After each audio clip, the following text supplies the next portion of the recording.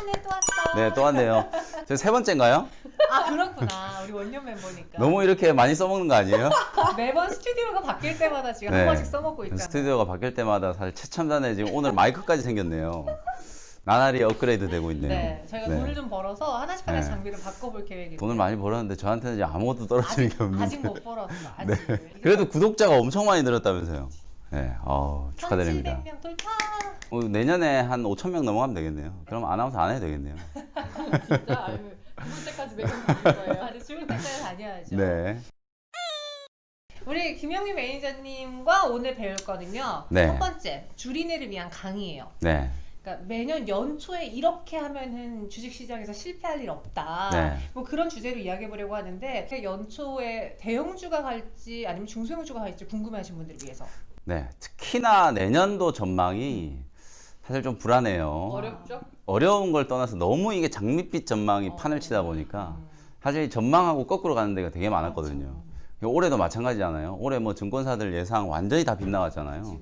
내년에 이제 증권사들 평균 이제 코스피 밴드 상단이 한 3,000포인트 정도, 좀 많이 잡는 데는 3,200포인트 정도 잡고 있는데, 저는 사실 대형주보다는 내년에 중소형주가 훨씬 좀 더 좋지 않을까. 뭐 항상 뭐 한 3년째 제가 이 얘기하고 있는데요. 네네. 내년에도 제가 이제 중소형주가 조금 좋을 거라고 생각하는 이유는 뭐 미국 시장의 분위기하고 조금 이어진다라고 보시면 되는데, 올해는 그야말로 뭐 미국 시장은 대형 기술주들의 랠리였잖아요. 애플을 포함해서 뭐 아마존, 넷플릭스, 그 다음에 뭐 엔비디아 뭐 이런 종목들이 워낙 좀 강했었고, 다만 이제 바이든 당선자가 내년에 이제 집권을 하게 되면 아무래도 민주당은 이런 이제 공룡 IT 기업들을 그냥 가만히 놔두지는 않을 거예요. 실제로 뭐 수위 자체가 많이 조금 조절은 좀 되겠지만 뭐 시장 분위기 감안해서 어쨌든 대형 IT 기업들에 대한 약간의 또 규제, 그리고 이제 법인세 올린다는 얘기, 물론 증세도 내년에 당장 되지는 않을 거예요. 다만 그런 부분들이 많이 올라와 있는, 사실 지금 고밸류라고 할 수 있는 대형 IT 기업들에 대해서 약간은 좀 조정률이 좀 떨어질 수 있기 때문에, 뭐 우리나라도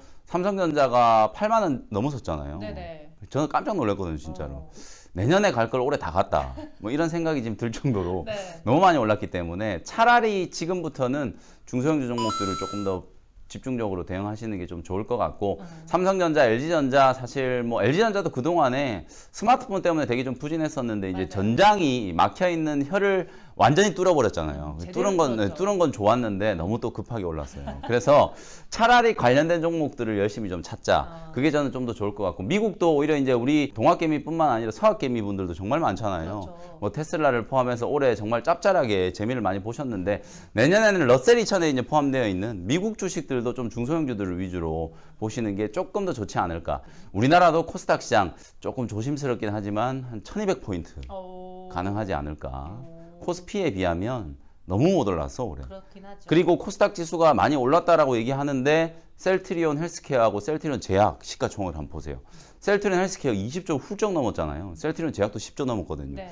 얘네 둘이 지금 30조를 넘었으니까 코스닥 시총의 10%를 훨씬 넘게 차지하거든요. 둘을 빼놓으면 코스닥의 위치는 상대적으로 코스피보다는 정말 낮아요. 물론 뭐 코스피도 삼성전자 빼놓으면은 뭐 그렇죠. 마찬가지 흐름이긴 하겠지만, 네. 어쨌든 코스닥의 중소형주들도 상승 여력이 좀 많이 남아있다는 관점에서는 내년은 1, 2월 또 연초에 대응을 할 때도 중소형주 쪽으로 조금 더 집중을 하시는 게 좋지 않을까, 그런 의견을 좀 말씀드리겠습니다. 첫 번째 키워드 중소형주 나왔고, 네. 저는 항상 매년 연초에 뭔가 시장이 막 오른다는 생각에 많이 담았다가 네. 중반부터 힘들었던 그런 기억이 있었거든요. 맞아요. 연초에 이길 수 있는 필승 공식 있을까요? 그래서 연초에 어쨌든 바짝 벌어야 돼요. 내년은 아, 내년은 특히나 또 표현이 좀 경박했나요? 내년에 바짝 벌어야 되는 이유가 실제로 1년을 통산해서 놓고 보면 만만치 않은 시장이 될 것 같아요, 저는. 오히려 증권사들이 이제 전망치가, 평범하죠? 네, 맞아. 증권사들이 전망치가 뭐 좋다라는 것도 약간 좀 껄끄러운 부분이기도 하고, 실제로 올해 워낙 시장이 좀 많이 올랐기 때문에 이 시장이 오른 부분들이 내년에 결국은 다 좋아질 거잖아. 이런 기대감으로 지금 먼저 올라간 거거든요.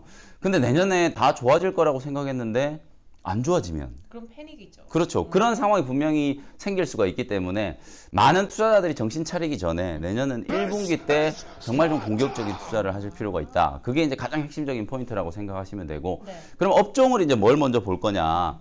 빼놓을 수 없는 게 일단 1월, 2월 달에는 제약바이오 업종이에요. 그렇죠. 무조건 일단 JP모건 헬스케어 컨퍼런스로 이제 이벤트가 이제 시작되는 거기 때문에 사실상 이제 개인 투자자분들이 연말에 어마어마하게 많은 매도를 했잖아요.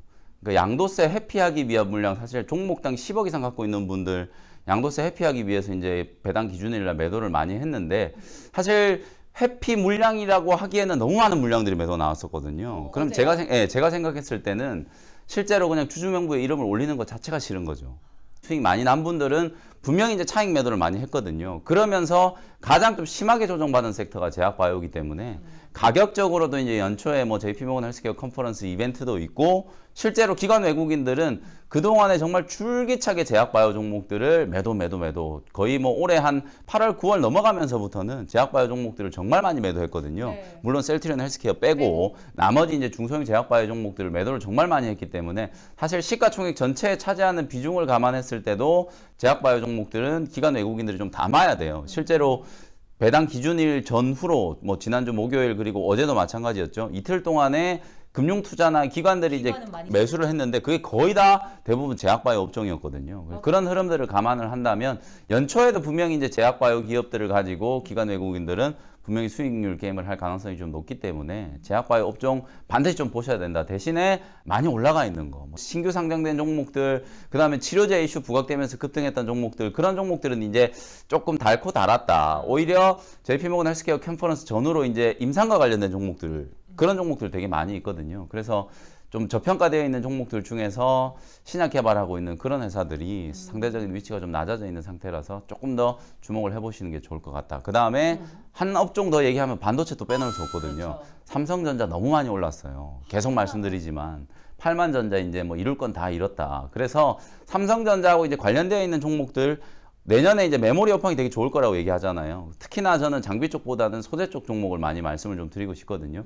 소재 쪽 종목 반드시 좀 주목하셔야 되고, 그리고 파운드리라든지 미세공정 관련된 비메모리 쪽, 비메모리 쪽이 내년은 또 핵심이 될 거예요. 결국은 삼성전자는 메모리는 그냥 가만히 있어도 잘 될 거라는 거 뭐 누구나 다 알고 있는 거고, TSMC를 좀 추격하기 위해서는 비메모리 쪽에 대한 투자가 더 늘어날 수밖에 없다. 실제로 뭐 동훈 아나텍이라든지 최근에 뭐 어보브 반도체라든지 이런 중소형주들, DB하이텍도 마찬가지고, 이런 종목들이 폭발적으로 올라가는 이유가 다 이유가 있거든요. 맞아요. 근데 그 종목들 DB하이텍 사라고 그러면 또 욕하실 거거든요. 그래서 그런 종목들 말고 네. 덜 오른 종목들, 덜 오른 종목들. 네, 그런 종목들 뭐 AD 테크놀로지라든지 LOT 베큐미라든지 뭐 이런 반도체와 관련된 종목들 다 얘기하면 또 다음에 안 부를 것 같아서 뭐 그 정도 종목들은 꼭 여러분들이 좀 챙겨 보셔야 된다는 거 말씀을 좀 드리겠습니다. 제약바이오, 그다음 반도체 좀 네. 말씀해 주셨고, 대외적인 변수로는 뭐 살펴봐야 될 거 없을까요? 사실 이제 내년이 참 자꾸 제가 애매하다는 말씀 드리는데, 공매도는요? 뭐 공매도도 사실 이슈 중에 하나인데 뭐 그건 뭐 내년 3월까지니까 일단은 연초에는 가장 좀 중요한 부분이 이제 통화 정책의 연속성, 그리고 이제 추가적인 부양책, 요 두 가지가 이제 대외적인 변수 중에는 가장 좀 중요해 보이거든요. 그래서 1월 딱 시작되자마자 조지아주 선거를 여러분들이 정말 좀 주목을 하셔야 돼요. 많이 이야기하시죠. 네, 그 공화당이 일단 지금 50석, 민주당이 48석인데 조지아주 이제 의석이 딱 2개예요. 그럼 민주당이 다 갖고 가면 사실 이게 썩 달갑지는 않아요. 다 갖고 가면 아까 제가 말씀드렸던 것처럼 뭐 증세라든지 뭐 이런 것들 길게 보면 되게 좀 피곤한 이슈들이 좀 많이 있거든요. 그래서 하나하나씩 갖고 간다고 하면 그래도 공화당이 상원을 이제 좀 갖고 있다.